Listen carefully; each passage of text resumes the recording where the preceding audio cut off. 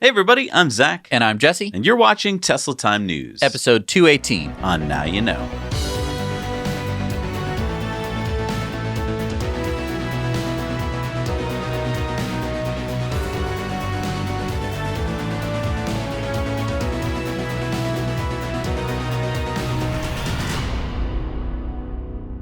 We're brought to you, as always, by our amazing Patreon patrons. If you want to join our awesome community, then head over to patreon.com/nowyouknow and be part of creating independent news every week.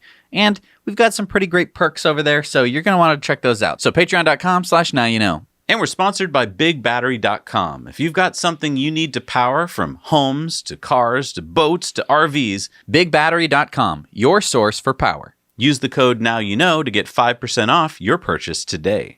And we're sponsored by our friends at Lesser Evil. So, you know veggie sticks? Yeah, I love veggie sticks. Well, did you know that most veggie sticks are just basically made out of potato?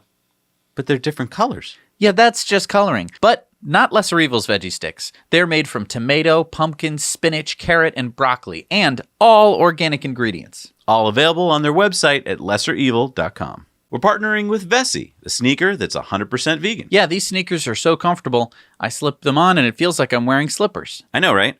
And yet when I started wearing my Vessis, I started getting comments from my daughters like, "Dad, those are cool shoes." I don't think they said cool. I think they use whatever the hip word for cool is. That has got to be the most outdated thing I've ever heard. But I know what you mean, because I got the same reaction when I started wearing my pair of Vessis too. But seriously, the big reason I wanted to partner with Vessi was because they make sustainable sneakers. Lightweight, yes. Breathable, yes. Waterproof, yes. But even bigger for me is that Vessi has reduced the carbon footprint of every shoe they make. Vessi has cut traditional machine knit times from 45 minutes to 7 minutes. Which reduces each pair's carbon footprint by over 600%. And you get free exchanges and free returns. You have 90 days to decide if you like them. So if you're looking for a new pair of sneakers, click on the link in the description and use our code NOWYOUKNOW to get $25 off your Vessi shoes. And we're brought to you by ecoware.us. Now with free shipping on everything. So that's free shipping, carbon offset, and new designs uploaded every week. Here's a new one. Yeah. You might not get the reference. It's a Harry Potter reference. EcoWare starts positive conversations with carbon negative products. All right, so TeslaCam. It's finally here. It's finally official. I didn't think it was real, but it's a real thing. Unfortunately, it's out of stock. It was out of stock the moment I heard about it. Because I immediately went to the link and I was just like, gotta get me it's sold out. Of course it is. So this has happened with the sexy shorts. Mm-hmm. It's happened with the Tequila. Their cars are basically the only things you can buy. I know, right? That don't get sold out. And even then, if we're talking about, the Cybertruck, there's already 750,000 reservations for that. Yeah, thanks to Owen for finding these pictures of the actual boxing. And so it's $250. Of course, it's out of stock, but deliveries are going to begin later this year for those of you who are lucky enough to get in on it. Yep. If anyone wants to send us a bottle for Christmas, I think we should start a new drinking game. If you send us a bottle, I think that we will always have your name at the beginning of the credits at the end of the show. That will be the deal. We'll put it somewhere here. Yeah. So then you will always be able to think of it. Thing that I noticed the other day, I got into my car, looked at the screen on the Model 3, and I was like, oh my gosh, the little lightning bolt that is in your car is the exact same shape as the Tequila bottle. So now, I used to be like, it's weird that they used a lightning bolt. Now I'm just thinking of the Tequila bottle. So this new video here from our buddy James Locke, and go check out his YouTube channel, by the way. And this shows Tesla on the full self-driving beta release avoiding road debris. So what I didn't realize is that up until now with the full self-driving beta release is that the car is taking a picture about 30 times a second. Mm-hmm. And it's just making a new picture, a new image of the world every 30th of a second. Right. And so if it sees a ball, it goes, there's a ball. But then there's a ball. Yeah. But if you think about it being a human, you see a ball and then you're like, I know that's a ball. It's going to keep moving towards the car. I should slow down. But now that's what full self-driving is doing. And so Elon said, good explanation. 4D is essential for dynamically occluded objects, especially in large intersections with dense vehicle and pedestrian traffic. Frame rate and latency from frame to wheel vector change also important. And so what he means there by dynamically occluded objects is if there's a kid running and your car sees, oh, there's a child. The child is running at a certain speed. And then the child goes behind a bush or a trash can or something and it doesn't see the child anymore. The car, instead of going like, child has now disappeared, your car is going to go, the child went behind the trash can, but is still probably running. Is the child going to run out into the street? Maybe I should slow down, Right. which is what you do when you drive, hopefully. You don't just wait for things to appear in front of your car and then go like, ah! Oh, I think that kid's going to run out in front of me. I'm going to start to slow down. And so then this tweet from Pranay is very important. Pranay said, what's the current update on Dojo? Elon said, version 1 is about a year away. Right. Now, this is different than the impression that I had. I thought that Dojo was already up and running, but apparently they're still working on it. Which They're training it. Right. So all the people who are driving around now, maybe on full self-driving, maybe the people who aren't driving on full self-driving update yet, could be training Dojo right now, teaching Dojo what the world looks like, how things work. Yeah. And so then this tweet from Viv, are you still using the same labeling process then, just with 4D input, or have you made any adjustments? Are you able to use Dojo version around 0.5 already? And Elon said, we rewrote all labeling software for 4D, very different from labeling single photos. Dojo won't contribute for about a year. It's mostly a generalized neural network training computer, but benchmark we're tracking is frames per second. Must beat next-gen GPU TPU clusters or it's pointless. Yeah, so I think that Elon is kind of putting expectations a little bit low here. He's saying we need to train Dojo on how to label everything, and it's going to take data and time for it to do that before it actually is version 1, which in software, version 1 means kind of ready for prime time. All right, and so speaking of the latest full self-driving updates, 2020.44 is out, and Tesla White Hat hacker Green has found evidence of possible future 5G and Wi-Fi hotspot capabilities in the future Tesla update. 2020.44 also ships with a new firmware file for the CYW89359, which happens to be Cypress Automotive 802.11ac Wi-Fi Bluetooth solution, currently shipping with Broadcom. Some additional breadcrumbs pointing at upcoming 5G modem support, connectivity suite updates soon. And Green also said, and then there's additional bandwidth usage monitoring, adding a curious mothership option to ask the cars to collect hotspot info. Hotspot might really appear in foreseeable future? So for those of you who aren't up on your modem, Your 5G, your CW bandwidth talk. What this essentially means is that Tesla is probably going to be implementing a Wi-Fi hotspot in their Teslas at some point. And to further explain, that would mean that if you wanted to turn your car into basically a hotspot for all of, say, your family's laptops and phones in the car, you could do that. Yeah, so basically you'd be using either a 5G or 4G data signal, just like your phone gets, when you're off Wi-Fi, and the car would be getting that signal. Then it would be putting it into just Wi-Fi, general Wi-Fi for the car itself. So you could use your laptop in your car without having to connect to your phone and use your phone's data plan. Now, this gets into a question about who's going to be paying for this data. Right now, you pay for premium connectivity, which basically gives you music and Movies, Netflix, as well as, a nicer map, with the satellite view and stuff like that. Could it be that there's going to be a premium connectivity or just continued premium connectivity that adds a Wi-Fi hotspot to your car? And the other point here is that this is new hardware, so that means that only the new cars would have the 5G and hotspot capability, most likely. Well, maybe. I mean, we know that it has methods to communicate to both 4G and Wi-Fi. Most cars produced, let's say, in the last 2 years. So it's possible that it has a modem that would allow for a Wi-Fi hotspot. I think some hackers have mentioned that they've been able to actually turn that system on. But if it could get 5G, obviously that would be faster speeds. Very exciting stuff for the future. But let's talk about what normal people got, what non-hackers got in 2020.44. That's right. You got the latest update. What's it got in there? So it has the percentage speed setting. So that means if you put it into autopilot, instead of saying go 10 miles an hour over the speed limit, you could set it to a percentage, which means that on the highway, you'd be going faster relative to the top speed. We already talked about this a couple weeks ago. Yeah, this was in the full self-driving update. Oh, but now us mortals got it. Now us mortals have it, yes. The next is Spotify improvements. So now there's actually a Spotify homepage. So it looks a lot more similar to if you have a computer app or if you access it through the internet. A lot easier to navigate. You have your homepage back, which is nice. They've also added gapless play. So that means that your songs can kind of fade through. Spotify will also sync with your phone. So if you wanted to, you could hand the phone off to your passenger while you're driving and say, here's my Spotify. Why don't you look up that song instead of having to rely on the screen? So it'd be nice, you could hand it to the back seat if you if you wanted your kids to, play whatever song they wanted to listen to. Never do that. But it's nice because then they could pause, skip to the next song, do all sorts of stuff. I think that's pretty neat. Media searches have been rearranged, so it's a little bit easier to get to different types of media that you want to listen to. Before, it was like you'd have to type in something and then you'd have to select song up at the top if you want to search for songs, which was dumb. They've fixed that now. It's a lot easier to find what you're looking for. And now you can turn off media sources. So like I never used the streaming, media source, but it was still there cluttering up my display.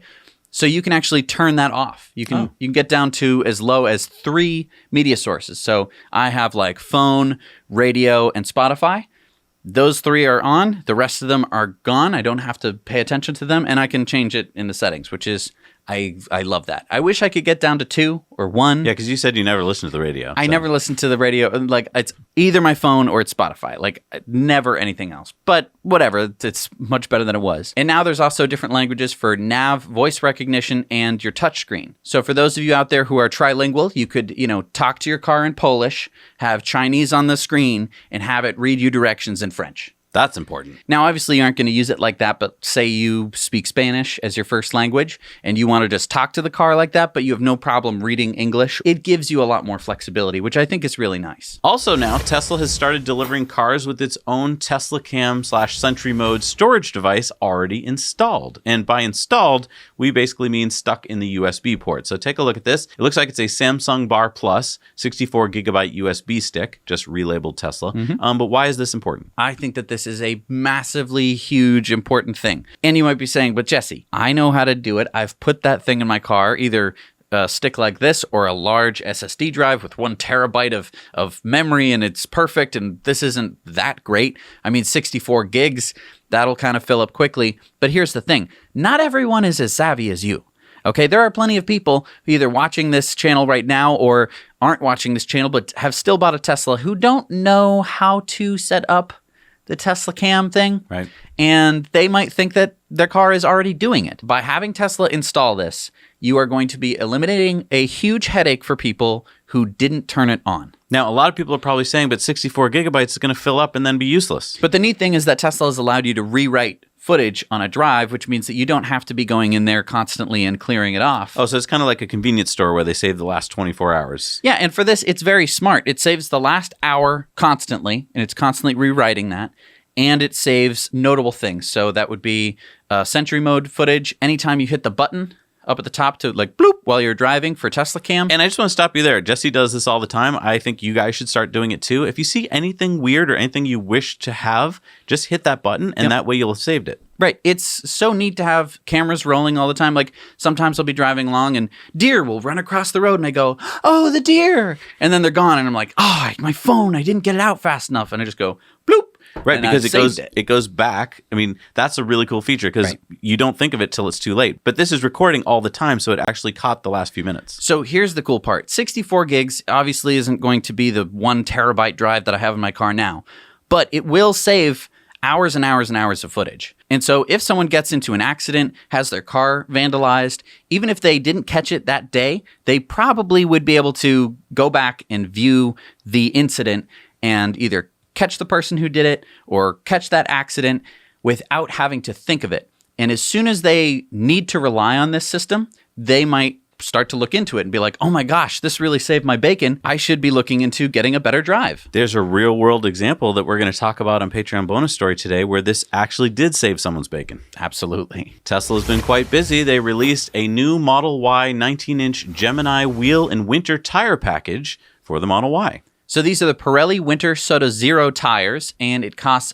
$3,500 in the US and $4,700 Canadian dollars in Canada. And I did a little research online to find out because I love these tires. I have them on Sparky in the winter, and they're fantastic. But if you didn't want to buy the whole package, but you did want to switch out your tires, in fact, I went on Amazon, and for under $1,000, I found these tires. So we'll put a link down below where you can get them yourself. And so you would keep your wheels and just switch out the tires, which, again, $1,000 versus $3,500. A lot of you might be saying, well, it's nice to have the wheels and the tires. And I agree that is a little bit simpler, except that when you have to drive them into a service station or a wheel place, if you don't do it yourself, then you have a lot more weight and mass that you have to bring around, whereas the tires themselves, you can easily throw in the car. Yeah. I mean, if you do it yourself, it probably makes sense to get some wheels and tires. By the way, Martian wheels, if you're looking for, less expensive non-Tesla wheels that still look amazing. Yeah. And then get some tires separately, get those put together. And if you're going to do the wheels yourself, yeah, obviously you can keep the wheels separately. But the storage of wheels and tires together, well, I'll tell you, that's way tougher than just the tires themselves. They only weigh like 20 pounds. You can throw them around. So Jesse, what does this say? Something in Chinese. Tesla. Really? Yeah, you know how I learned that? Ray for Tesla tweeted last week that Tesla has registered the Made in China Model Y with the China Ministry of Industry and Information Technology. So now I guess I can read Chinese? Yeah. That's pretty cool. Back of the car says Tesla. So don't get too excited because they can't just start producing these without a production permit from the government of China. But guidance is still on for Model Y deliveries in China to begin in early 2021, probably early January. And a Model Y seems to have already been spotted in China. So a video shared on Friday by Wuwa shows a highly camouflaged Model Y returning to the factory. And I think it can be safe to assume that this was a made-in-China Model Y. That's cool. Which means that it might even be as early as the end of this year. I just think this Model Y story in China is going to be huge. So many people are forgetting how popular this car is. And when you start putting it out in the biggest car market in the world, next year is going to be super exciting for Tesla. Model Y is so underrated because you can't go visit your friend's Model Y right now. You can't be like, oh, hi there, Joe. Let me take a look at your Model Y and let me touch the touchscreen. No one wants that right now. But as soon as that can happen, I think that it's going to be an explosion of people just being like, what, you had this car this whole time and you didn't tell me? Ah! So we hadn't reported on this story before when it was first reported weeks ago because we couldn't believe it. But now there are actual pictures of double-paned glass on the refreshed Model 3s. Now, a lot of you might be wondering why we didn't cover it. And that's because they're not double-paned glass windows like on a house. And you're a contractor, so we know what double-paned glass is and we know what triple-paned glass is. This isn't that. Double pane glass usually means that there's a space in between the two panes of glass where they put some kind of gas like argon to keep, airflow from going through. And we're like, how would you possibly build that for a side window? We're talking about laminated glass. Right. It's still two panes of glass held together with a gooey plastic thing. Yeah. Same thing that's on your windshield. The reason why when you see someone smashing up a car, which I don't know why you watch, but we've all seen it. You see what happens, Larry? That's why the front glass gets kind of cracked, but it doesn't explode, and the side glass gets completely just because it's not laminated. It's usually tempered. Although about a third of cars today now have laminated side glass. Right. And why is that? So sound is usually the biggest reason, at least why it's cited, that most car companies will include laminated glass. It's supposed to reduce sound by 10 decibels inside the car. So that could be really important for Teslas because you don't have many other sources of sound. So in a gas car, obviously, you're driving along, it's going brum, brum, brum, and that's what you're hearing. And the whole car is always shaking like that. When you're in your Tesla, every little sound you hear, whether it's the wind noise, the tire noise, things happening outside, those are the sounds that you hear. So this glass could make a big difference. But sound isn't the only thing. Yeah, there's also security. It takes a thief 10 times longer to break through laminated glass than regular glass. And also safety. The most dangerous side glass or glazing scenarios in an accident involve ejection, and that's through tempered glass because it essentially breaks into teeny tiny pieces, which is good because you don't have big chunks of glass flying around cutting people's heads off. But that leads to maybe your head lopping out the side of the window, or you actually flying out of the window if you didn't buckle up, which you should buckle your seatbelts, people. And most non-serious injuries that occur from glazing are flying tempered glass. So little bits of glass that fly everywhere and get in your eyes. But do you have data to back this up? I mean, how dangerous can this be? So these are two charts, according to NHTSA, showing that those are the two largest, both serious and non-serious injuries. Oh, wow, that is serious. So laminated glass kind of fixes both of these problems. It's going to keep you inside the vehicle in the case of an accident a little bit more, and it's not going to be throwing around little tiny shards of glass. All right, but going back to the main part of the story, so Model 3s now are all going to have this side glass that's laminated? Yeah. So again, we're talking sound, security, safety, and possibly even thermal improvements. It might be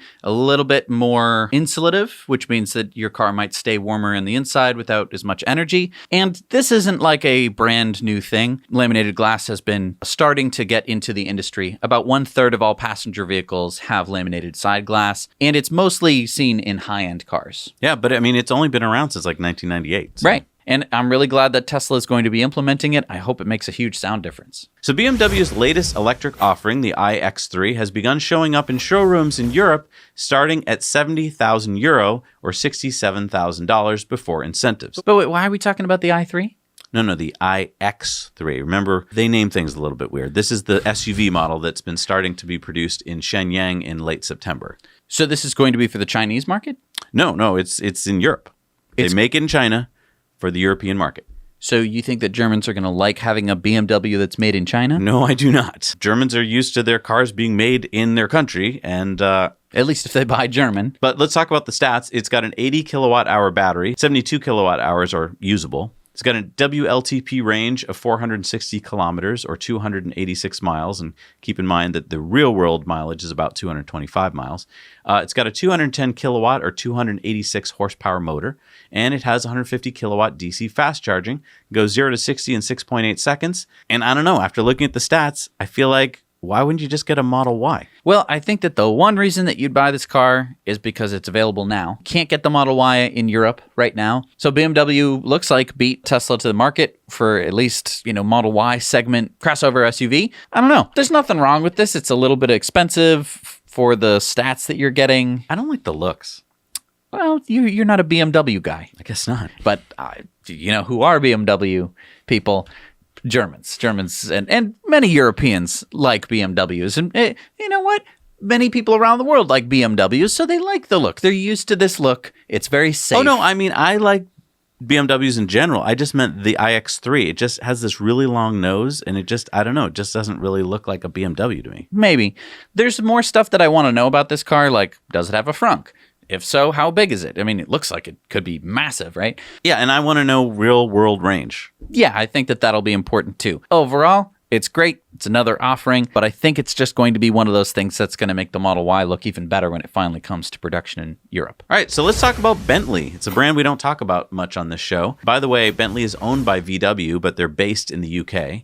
And they announced last week its Beyond 100 strategy. And this strategy includes making hybrid only by 2026 and full electric vehicles only by 2030. And they aim to be end-to-end carbon neutral by 2030 and climate positive after that. So we should be seeing 2 new PHEV launches in 2021. So Bentley, I don't see very many Bentleys on the road. No, I mean, they've only been producing about 10,000 a year for the past 9 years. Okay, so that's not a lot of cars. No, these are cars that have price ranges from 130,000 pounds to more than 240,000 pounds. These are luxury cars. And an interesting thing to note here is that UK auto sales in October were the weakest in 9 years, versus EV sales tripled so far in 2020 to 76,000.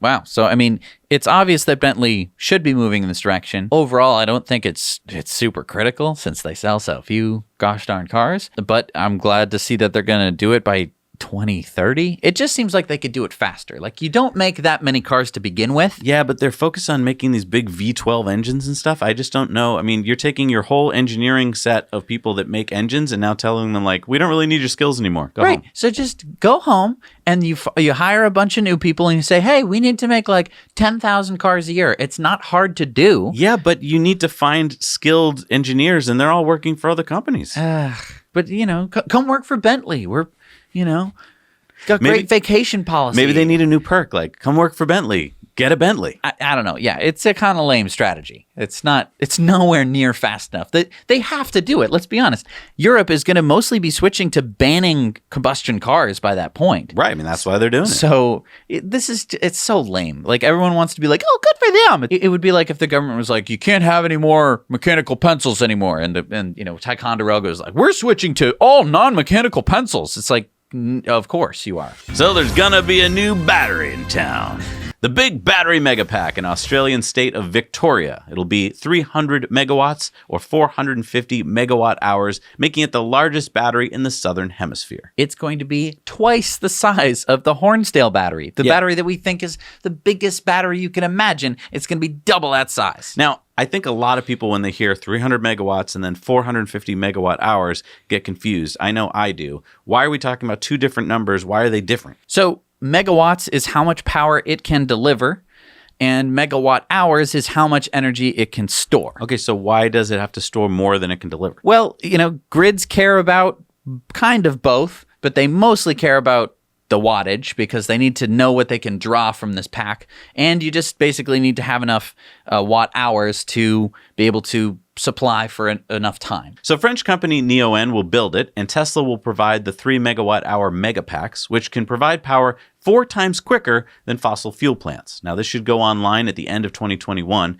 And in Victoria today, most power is from coal, but they are aiming for 50% renewables by 2030. Now, here's the most amazing thing about this project. For every dollar spent on building this battery, homeowners are going to save $2. Name me another project where you can get that kind of return. And basically, the reason for this is in the hot winters down in Australia, temperatures can hit 121 degrees Fahrenheit, and then everyone turns on their air conditioning. And so all of a sudden, boom, you have this peak load. So fossil fuel plants have to rush to turn on, and it can take minutes.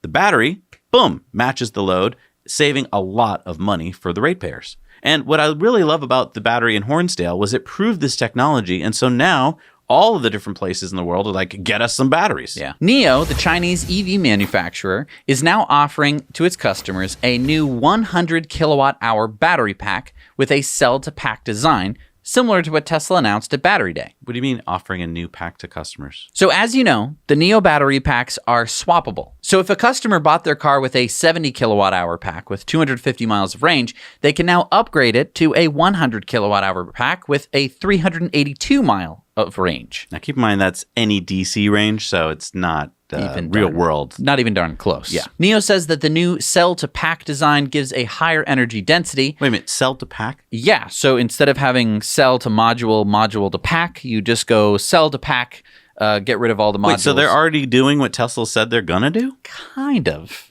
Wow. Yeah. But now I thought if the cells were built into the car, you couldn't swap anything out. Like that would be just, soldered to the car. Well, it isn't. It's in the pack. So you're able to drop the pack out of the car and replace it. NIO will be charging a one-time fee of $8,800 or a monthly subscription price upgrade of $133 a month for the 70 to 100 kilowatt hour upgrade. That's a really cool way to think about it, though. I mean, I think NIO might be onto something here, which is, there's software as a service. This would be battery as a service. And Right. so you really don't have to worry as much about what you're buying when you buy the car. For instance, if you buy a NIO today without a battery, it's $20,000 less. So you could be like, oh, I love this car. I'm going to buy just the car, rent the battery Right. so that I'm getting all the latest tech whenever it comes out and saving a lot of money up front. And it does allow NIO to take the older battery packs offline, recycle them, maybe. I don't think NIO has any plans on doing that, but again, I don't know. And then putting new packs in the circulation, keeping everything going and not having to worry so much about the cars.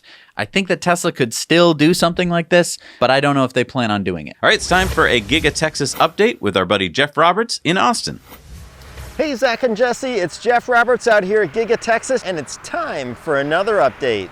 All right, everybody, here we are at Giga Texas, and look at all this progress since our last video. All these footers are in. All the geopeering in this area is done. There's more footers in the midfield. This is on the east side, which is going to be probably Model Y production. And maybe 3, but I don't know if 3 is still in the mix. Here's the west side building, which is maybe Cybertruck or maybe batteries, but a lot of geopeering going on here, which fortifies the ground, gets it ready to build on. And here is the far southeast casting land, as I call it, where the casting machine goes on the right there, and then on the left or in the front now is the stamping machine foundation. So things are just going at lightning speed here. Let's take a look at retention pond number 1. Pretty much done. Pretty much ready for filling up with retained water. And here is retention pond number 2, just on the east side of the high voltage wires. And to the north of that is a row of trucks where the switch yard is going to be built. Temporary switch yard is going to be further to the east. And here we are rocketing down the center road between the two buildings. And it's just a wonderful, beautiful progress there. Well, I hope you enjoyed that update. Thanks for watching. And now you know. Thank you so much, Jeff. It's Wow. I mean, 2 wows. First of all, Jeff, awesome job that you're doing. I mean, practically every single day. So that's amazing. Also, wow to Tesla for the amazing progress that they're making. The construction crew is just super fast. I mean, it's almost like they could maybe catch up to Berlin. Yeah, definitely. Anyway, thank you, Jeff. Go subscribe to Jeff's YouTube channel, and you'll get the updates on what's going on in Texas every day. So you know what always blows my mind? No. Is that Tesla is worth more than every other car manufacturer. I know, right? Yeah, I can't believe it. But last week, we got a quote from the CEO of Toyota, Akio Toyoda. He said, Tesla says that their recipe will be the standard in the future, but what Toyota has is a real kitchen and a real chef. We are losing when it comes to the share price, but when it comes to products, we have a full menu that will be chosen by customers. They aren't really making something that's real. People are just buying the recipe. We have the kitchen and the chef, and we make real food. What? What the heck?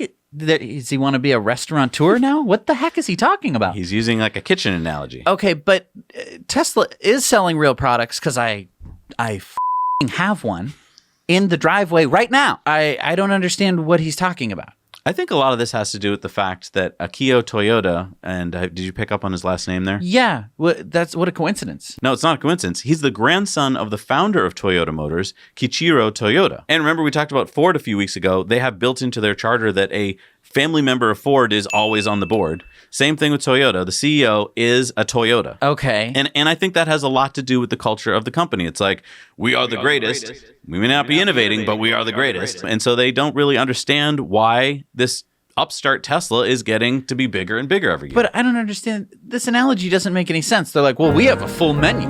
It's like, okay, but it's like if I went to the restaurant and I'm like, what do I want? Are you ready to order, sir? Can I recommend the chef special today, the Highlander? Yeah, no, that would give me gas and I'd feel all bloated and gross. How about the Prius? Yeah. Very light on gas. Yeah, well, not really. I was hoping for something. Do you have anything without gas? Without gas? Yeah, I don't really. Nothing seems to be on the menu here. I'd have to go back and check. Are you? It's fine. I think we'll just. Are you gas No, intolerant? I think we're just gonna go to Tesla. Oh, Thank you.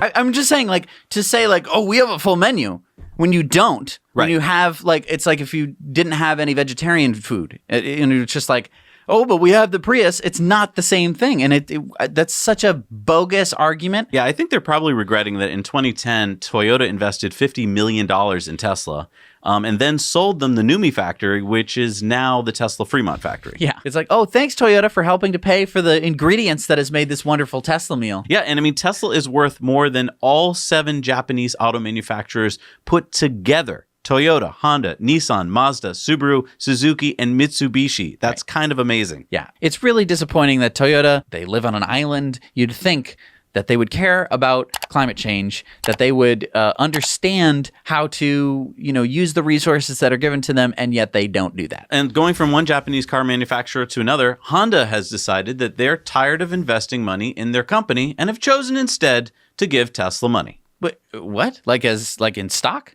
No, straight cash to Tesla. Well, why would they do that? Tesla, again, it's their competitor. Why? That's like Pepsi giving money to Coca-Cola. Well, Honda needs to meet Europe's emission standards, and currently, they're not. But what about the new Honda E? Oh, well, the Honda E has not been selling that well. Honda only sold 279 E's in quarter 2. Well, I mean, 279,000, that sounds like a pretty good... No. 279 total in Q2. 279. In Q2, and then 1,292 in Q3. That's slower than the Model 3 ramp. Yep. What does this mean for Tesla, and what do they have to do in order to get this money? It's really hard. Yeah. They've got to get the check, open it up, take it down to the bank, and cash it. They don't have to do. They're not like giving anything to Honda. Just the credits. So this is the exact same thing as FCA. FCA is doing the same thing with Tesla. They're pooling their fleets to meet emissions, and I think that the really cool thing that no one is talking about is that Tesla has enough EVs on the road to actually be able to offset two large companies to meet the EU emission standards. Yeah. It's pretty mind-boggling to think about because you'd only need to have half of Tesla's resources or less for one of these companies to not have to pay their competitor billions of dollars. I think they both took my class in business school, which was how to give your competition your money. Yeah, that wasn't a very popular business class, but apparently FCA and Honda both went there. Yep. So I just had a question. Why do we want to give money to our competitors? Oh, well, if you can't make what your competitor's making, just pay them to make it for you. But then wouldn't we not make any money? That's not in this class. That's not part of the syllabus. Sorry. Oh, okay. I think I'm going to drop out. We're talking about billions of dollars. Tesla made well over $1 billion last year from regulatory credits. Just from FCA. Now we're going to add Honda to the mix. Yeah, and I love all of the Tesla shorts who are like, well, that's just a one-time thing. It doesn't look like it's a one-time thing. Exactly. Now, talking about the Honda E for a second, why are the sales so low? I don't know. It's a cute car. I thought it would sell well, but I'm guessing they're probably production limited. I'm flabbergasted by this. I can't believe that Honda would be paying Tesla to just be Tesla. Like Tesla doesn't have to do anything. Yeah. It's amazing. And if you want to tell your friends about this and you're like, I don't want to have to explain it to them, just head over to the Now You Know Clips channel. You can send them a little clip of the story that we just talked about over there. So head over to Now You Know Clips and subscribe. And speaking of other big car companies that don't get it, Ford's Jim Farley, the CEO, said last week to the Detroit Free Press about the Mach-E, the vehicle is a game changer. For me, the Mach-E is the first true competitor with Tesla. It's got Detroit swagger. It's a Mustang. Tesla is not a Mustang. Well, I can certainly agree with Jim Farley about one thing. Tesla is not a Mustang. I love, first of all, Mach-E is the first true competitor with Tesla. That's hilarious. That means that every other car that they make does not compete with Tesla. And if you read between the lines, Tesla is ahead of them. That's a good point.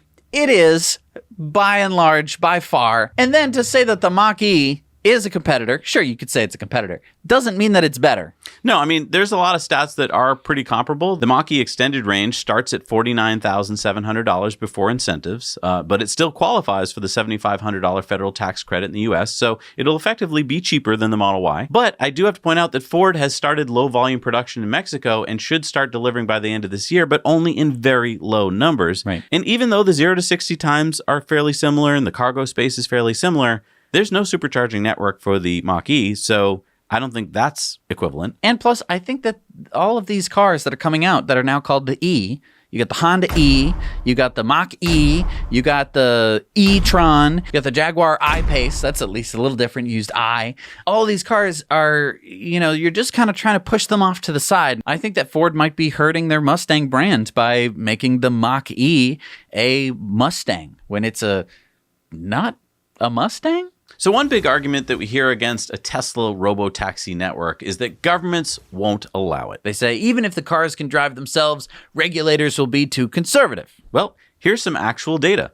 The California Department of Motor Vehicles, the agency in charge of regulating autonomous vehicles, permitted Cruise, GM's self-driving car company, to test 5 autonomous cars without safety drivers on the streets of San Francisco. Cruise has been testing in San Francisco with safety drivers since 2015. So the Department of Motor Vehicles is allowing Cruise to travel on 30-mile-per-hour streets, both day and night, although not in heavy rain or fog. And it's important to point out that 5 companies currently have driverless permits. Quote here from Cruise's CEO, Dan Onman. He said, "We're not the first company to receive this permit, but we're going to be the first to put it to use on the streets of a major U.S. city. Before the end of the year, we'll be sending cars out onto the streets of San Francisco without gasoline and without anyone at the wheel, because safely removing the driver is the true benchmark of a self-driving car, and because burning fossil fuels is no way to build the future of transportation."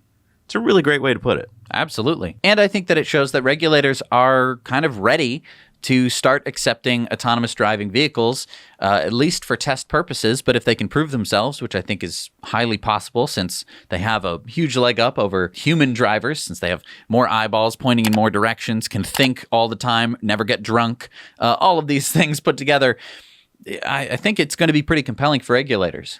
I do think, though, that these companies are going to hit their local maximum, as Elon pointed out. They've got about 2 or 3 million miles of data, whereas Elon's got billions. And then these companies are going to hit that 4D problem that Elon is now dealing with, which is you see things going on, but you don't really know what you're seeing. Yeah. So the one company we didn't talk about this week pretty much was Volkswagen. And some ID3 owners are coming home to dead batteries. Dead batteries? 12-volt batteries. Apparently, there are faulty buses on some of the new cars that are draining the 12-volt battery on board when the car is off. So the 12-volt battery is not the battery that's driving the car around, but it is in charge of all of the accessories because you don't want... the computer. Yeah, because you don't want 400 volts, going to the power windows. Right. Now, 12-volt batteries dying in EVs are not new. This has happened to my Nissan Leaf. It's even happened to some people's Teslas. However, it's usually a problem with the battery and not the car draining it. Volkswagen says they're working on the problem. We've heard from a few German drivers who say, though, that it's taking weeks to fix the problem. That's not good. It's not the biggest problem in the world. You just have to now charge 2 different batteries when you're plugged in.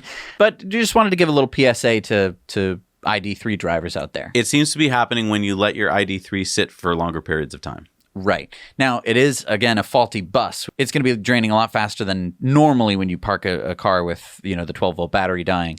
So something to keep in mind out there.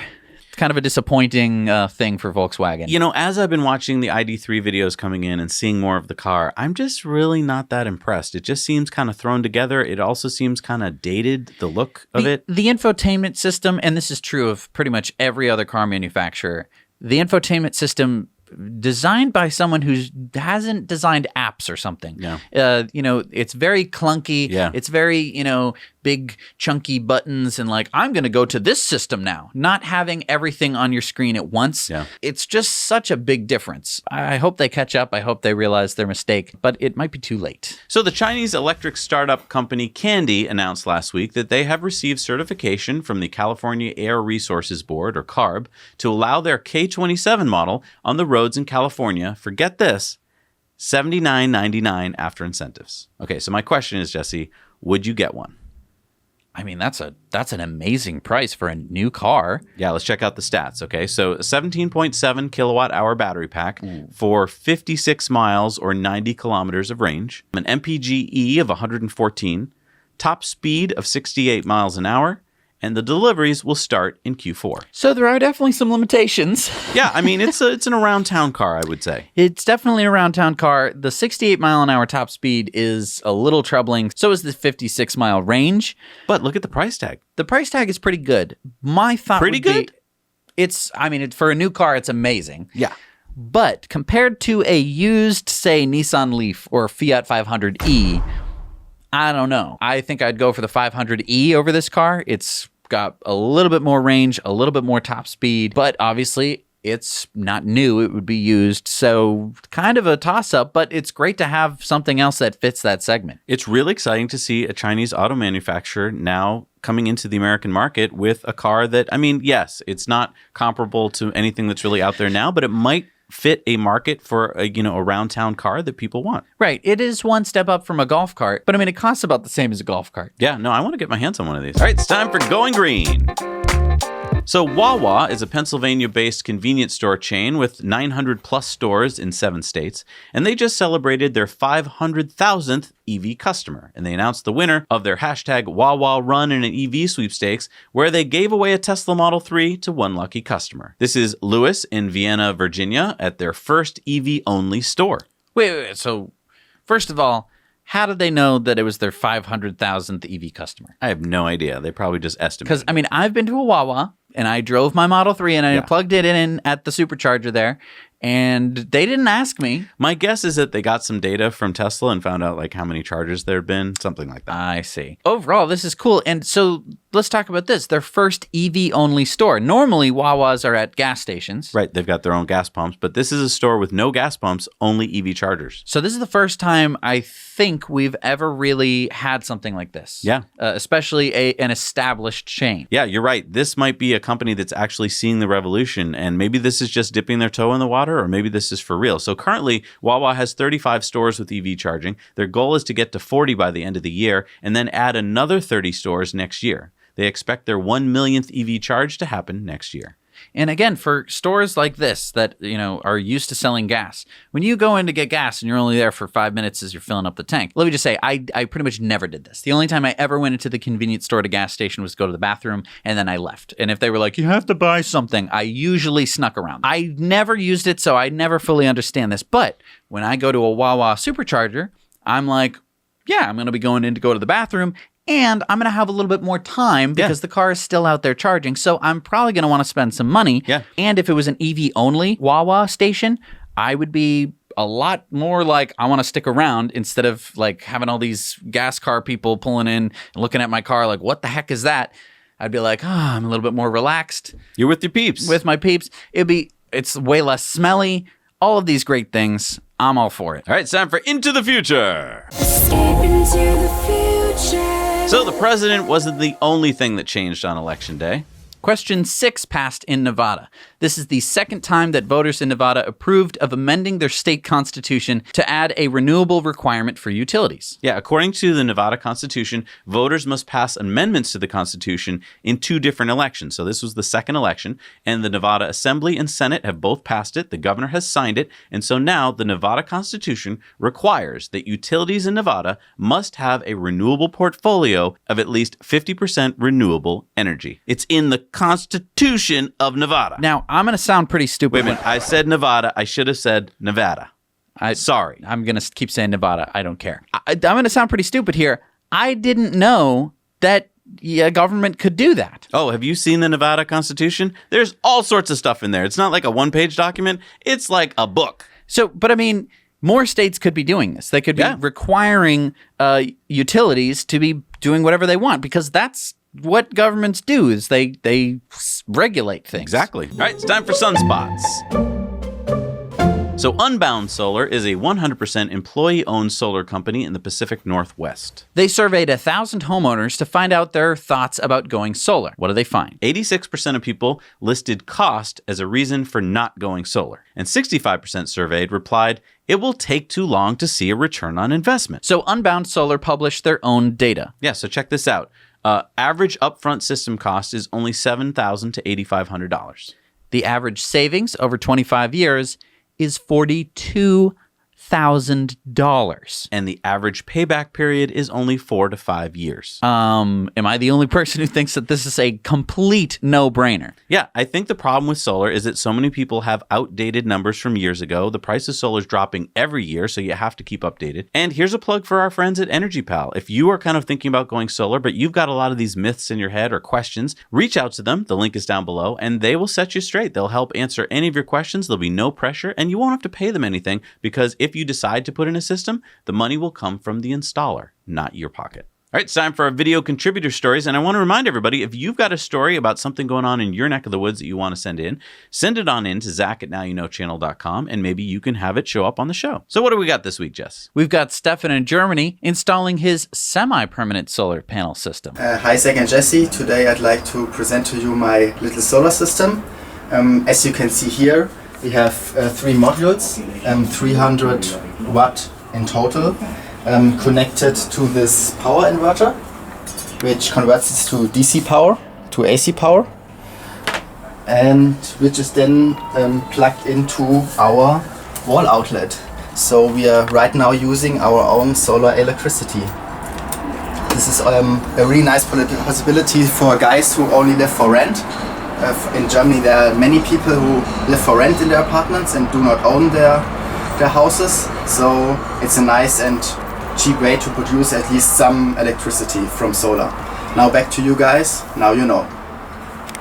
So I have a couple questions. I didn't know that you could just plug something into the wall and back power your whole system. I didn't either. I mean, I knew physically you could do it, but I didn't know it was legal. Yeah, I have some questions about safety. I'm sure that they could be answered, but this could be a really great system for people who rent. Yeah, this is like less than €1 a watt. I mean, because he's got like a 900 watt system for €550. Yeah, I'm very excited about this. I have a lot of questions. Discuss in the comments. Let's do it. All right, it's time for the Patreon bonus stories, and we're going to be talking about that road rage incident. We're also going to be talking about this. So if you want to support the show, head on over to Patreon. For as little as $1 a month, you can hear all of these stories we're going to be talking about. There's like over half a dozen, and you'll be supporting the show and getting a whole lot more news. So we'll see you there.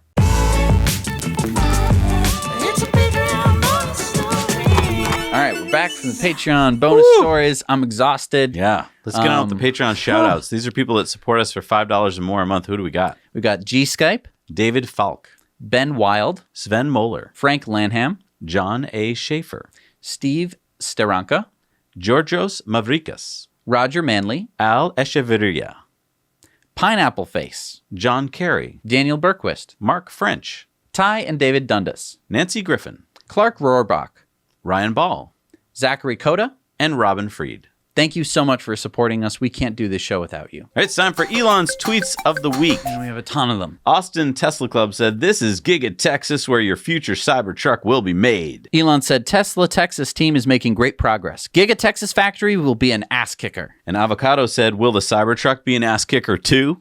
Elon said, well, it's basically a tank from the future that's road legal. So yeah. Then a question was asked, "Can you share a picture of the new Cybertruck?"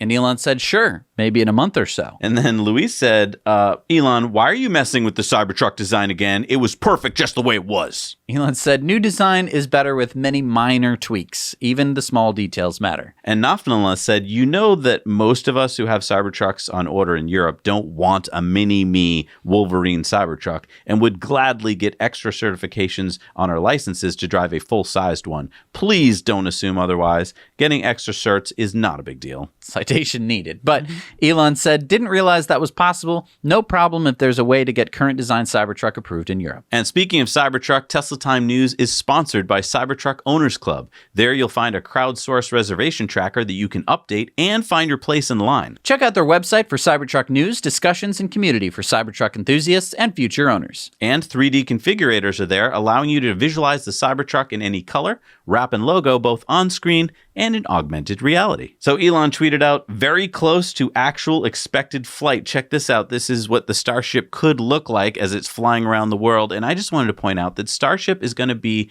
a Starlink game changer. It'll carry 5 times more satellites per launch than the Falcon 9 and cost 3 times less. Do the math. That's 15 times cheaper than today.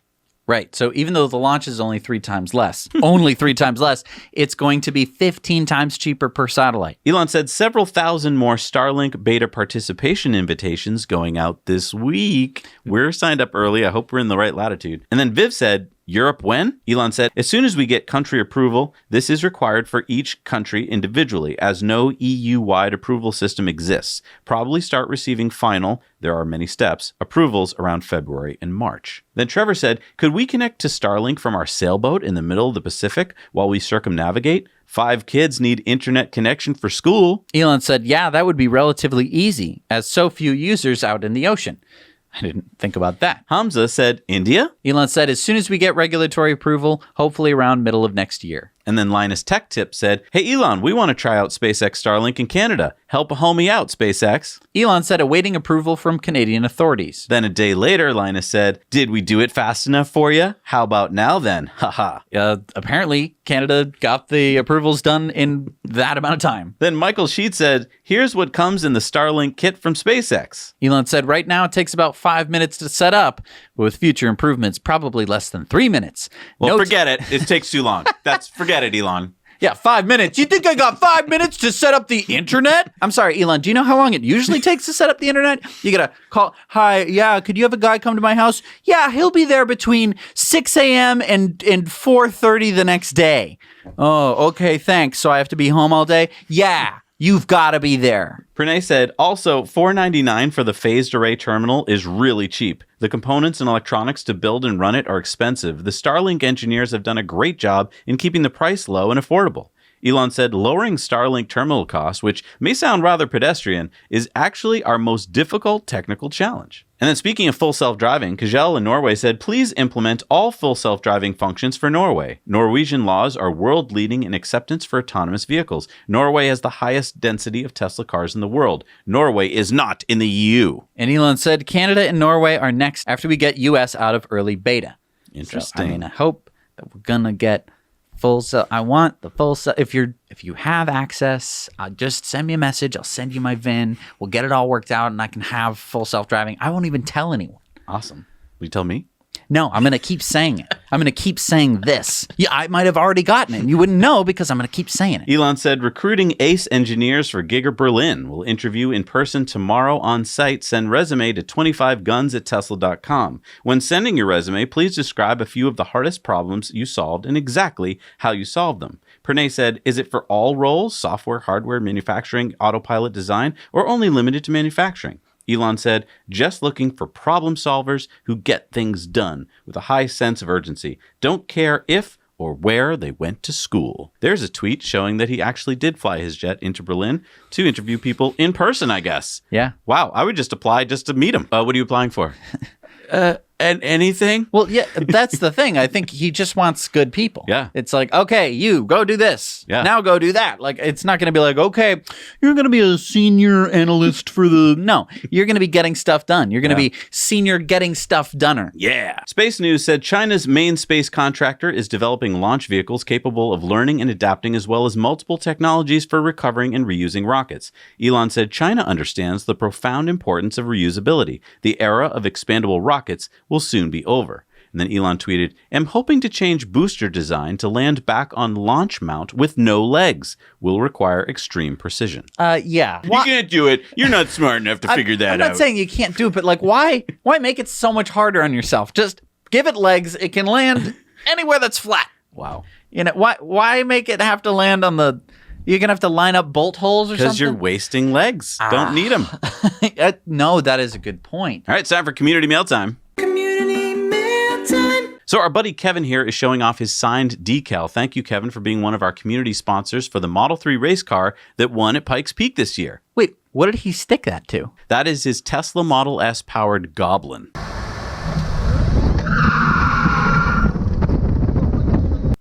Whoa. Yeah, all electric. So go check out Ross Lawrence's YouTube channel for more videos about Kevin's amazing Goblin. Daryl sent us this picture of a solar-powered church.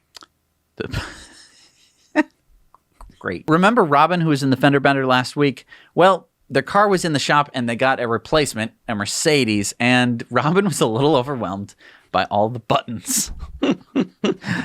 It's pretty overwhelming. Not as much, not that much functionality either, because I think on my scroll wheels I have even more functionality, but it just looks so much more buttonful. Can you imagine in the meeting?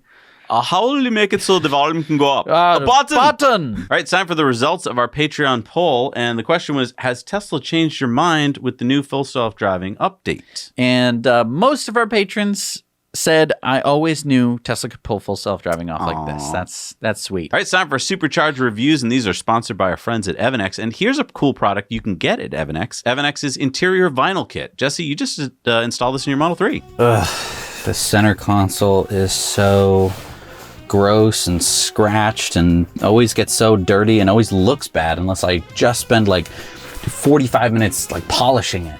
Wait, what are you ordering a new one so you can get the new console? Yeah, they have that new console. It looks actually really nice. So I figure, I guess since I can't live with this, I'm gonna need to buy a new car. No, there's a way easier solution, way cheaper too. Okay, what is it? Here you go. What's this? Check this out. Whoa! Ha! That looks sharp. Yeah. Hey Zach and Jesse, this is Andrew from Melbourne in Australia, and we're at the supercharger located, it's a fairly new supercharger located at Camberwell in Victoria. It's pretty cool, there's a few slots, they're all fairly empty, and there's a lot of stores here. So right now there's a bit of a pandemic, so everything's shut down, but when this is over, it'll be a really cool supercharger. Do you guys like it? Yeah. Alright, see ya.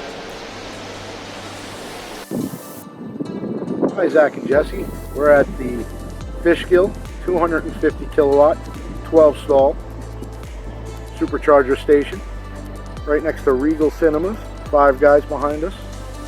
There looks like there should have been a Applebee's, but it is not open yet. Little shopping plaza. I give it a 8 out of 10. Hello Zach and Jesse. Hello, Zach and Haley. It's Icarus and Joshua in Santa Clara. We're at the Rivermark Supercharger Station, brand new. Yeah, we got a whole bunch of superchargers here, 16 I think. Hello, Haley. This is a great location. There's a hotel right over here as you can see, the Hyatt House. Down this way is the Rivermark Shopping Plaza. Got a Safeway, a bank, Chipotle, some Jersey Mike's subs, and some Indian food and some stuff like that. Lots of some other things too, you know, like haircuts and stuff. And then just over this way, we got the North Side Branch Santa Clara Library and a big park. So this is a perfect spot. There's going to be a lot of people here because in this neighborhood, you can't pull up to an intersection without seeing 3 Teslas. So this is great. I give it a 10 out of 10. And hey, thank you guys for creating great content. Have a good day. Bye-bye. Hey, Zach and Jesse, Art coming at you from Perth, Ontario at one of Canada's most recent supercharger installations. This is a supercharger I've been really looking forward to coming online because it's in a really important spot for me, and it really does a lot to open up the Highway 7 corridor. Certainly not across northern Ontario, but a little more north than the 401. So now that this supercharger is in, and now that the Peterborough supercharger is in along Highway 7, you certainly see a lot more Tesla traffic along Highway 7. We've got 8 superchargers here in this location, and it's really well positioned. Well done, Tesla. Thank you so much. This is a great supercharger. And thank you, Zach and Jesse, for everything you do to help spread the word. I love seeing people reviewing superchargers all around the world. There's more superchargers around the world just this week. Here's all of them now. We got the 12 stall 250 kilowatt in Namur, Belgium. The 12 stall version 3 in Medford, Oregon. The 8 stall version 3 in Jackson, California. The 8 stall version 3 in Le Bourget, France. The 12 stall 250 kilowatt in Salem, Oregon. The 8 stall version 3 at Hilton Head Island, South Carolina. The 12 stall 250 kilowatt in Hillsboro, Oregon. Number 80 in Germany, 559 in Europe is the 8 stall version 3 in Worth, Germany. The 14 stall urban in Playa Vista, California. The 10 stall urban in Rowland Heights, California. The 14 stall urban in San Jose, California at Holger Way. And number 918 in the United States, 2015 in the world, the 12 stall version 3 in Buffalo Grove, Illinois. Wow, that's a lot this week. That is a lot this week. All right, so what do we got for a pretty one this week? We've got our friend Holger in Borca di Cadore, Italy. Oh, that's pretty. Isn't that gorgeous? Yeah, I like that. All right, it's time for the Patreon giveaway. All right, what's the poster this week? We got electric vehicle parking only. All right. So to get in this big basket of fun, just join our Patreon, and the more you support us, the more times we put your name in. Increases your chance of winning. And oops, I'll put those back in. The winner is Ross Coombs. Congratulations, Ross. And you've made it to the end of the show. And I just want to thank everyone for being part of our community. Yeah.